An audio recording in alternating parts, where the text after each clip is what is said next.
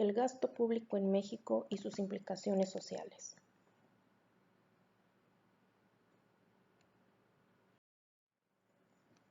Antecedentes. El presupuesto es un instrumento del gobierno para promover la rendición de cuentas y la eficacia, y no solamente un vehículo para la asignación de recursos y el control de gastos, según Gutiérrez, 2015. Proceso de generación del gasto público.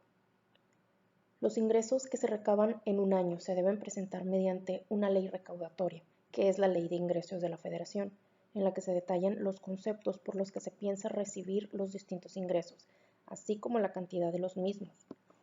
Ya una vez que se tiene el presupuesto de ingresos, se crea un presupuesto de egresos en los que se ha de aplicar lo recaudado.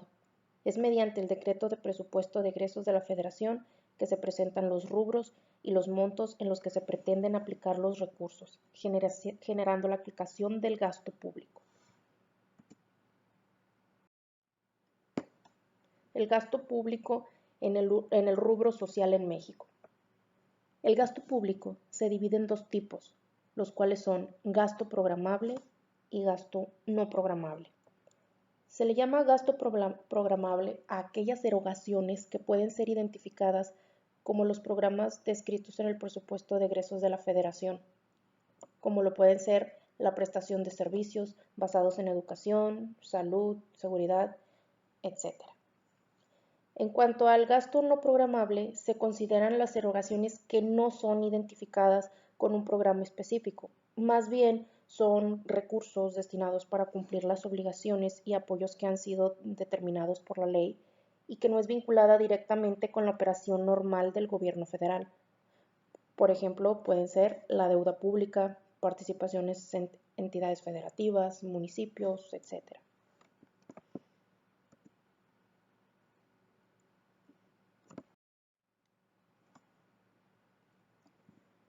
Se agrupan los gastos según los objetivos socioeconómicos que se persiguen los entes públicos, esto de acuerdo con el propósito al que se destina el gasto. En primera instancia tenemos el gobierno, de los cuales se despliega la legislación, justicia, coordinación de la política de gobierno, relaciones exteriores, asuntos financieros y hacendarios, defensa, asuntos de orden público y de seguridad, investigación fundamental y otros servicios generales. En segunda instancia tenemos el desarrollo social, de los cuales derivan la protección ambiental, vivienda y servicios a la comunidad, salud, recreación, cultura y otras manifestaciones sociales, educación, protección social y otros asuntos sociales. En tercera instancia tenemos el desarrollo económico, de los cuales derivan los asuntos económicos, comerciales y labores en general, agropecuaria, silvicultura, pesca y caza, combustibles y energía, minería, manufacturas y construcción, transporte, comunicaciones, turismo, investigación y desarrollo relacionado con asuntos económicos y otras industrias y asuntos económicos. En cuarta instancia, tenemos la clasificación de otras, a los cuales se derivan transacciones de la deuda pública o costo financiero de la deuda, transferencias, participaciones y aportaciones entre diferentes niveles y órdenes de gobierno, saneamiento del sistema financiero, adeudos de ejercicios fiscales anteriores.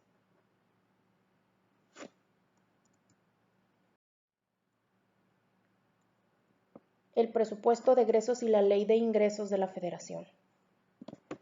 En el presupuesto de gasto se debe de tener un proceso de planeación y programación, en el cual las prioridades tanto del plan como de los programas cuenten con el suficiente sustento presupuestal.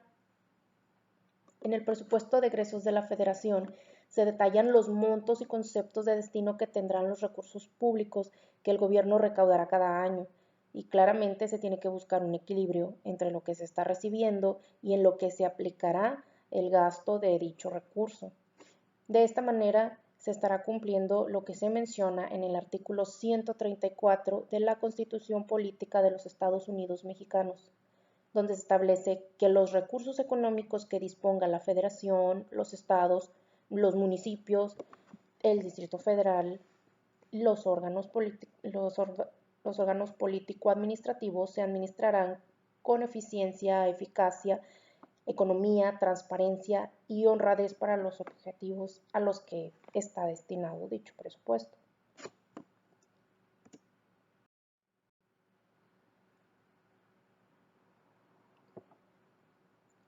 Una vez que se determinen los ingresos que se captarán, se somete al análisis el proyecto de presupuesto de egresos de la Federación, el cual técnicamente no es una ley, sino un decreto, según Gutiérrez.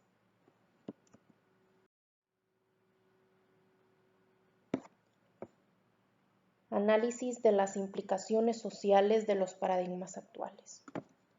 Si se parte de la idea de que cualquier impuesto disminuye el bienestar de la sociedad o impone costos adicionales a sus actividades, dependiendo de cuál sea la base gravable, se puede concluir que los impuestos son malos. No obstante, si se piensa desde una óptica diferente, asumiendo que los recursos que el gobierno retira de la economía con su mano izquierda son devueltos con su mano derecha vía bienes y servicios, es decir, todo lo que se recauda se regresa a la ciudadanía en modo de mejoras.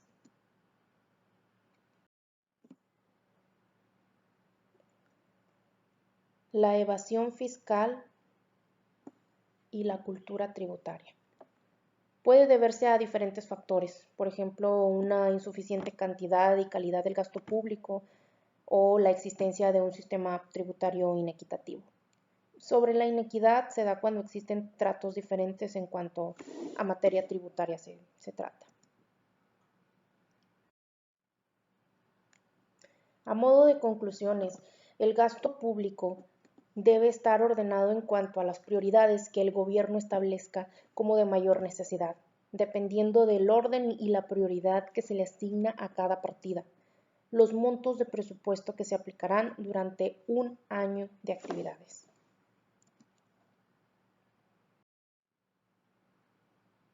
El gobierno debería crear mejores y mayores planes en los que dé mayor rendimiento el sistema de recaudación tributario, cambiar la estructura y estrategias que permitan incrementar la base de los contribuyentes, la legalidad y por lo tanto mayores ingresos. Bien es cierto que un contribuyente no pensará que es justo o equitativo el cobro de algún tributo cuando sus ganancias se ven reducidas de una manera que el impacto sea mayor y no estén obteniendo los resultados o beneficios que pretenden tanto particular como públicamente, al no notar un progreso en sus negocios o economías personales y mucho menos un mayor desarrollo en el país. Lo que bien es cierto es que para poder lograr una cultura tributaria, los contribuyentes debemos de cambiar de manera de pensar y cumplir con nuestras obligaciones.